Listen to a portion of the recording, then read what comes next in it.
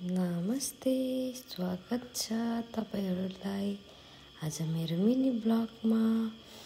तपाईहरु पनि सन्चै हुनुहुन्छ होला, म पनि एकदमै सन्चै छु। आज चाहिँ कोदोको चाउमिन बनाउन जाँदैछु। के कस्तो हुन्छ अन्तिमसम्म हेरिदिनु होला।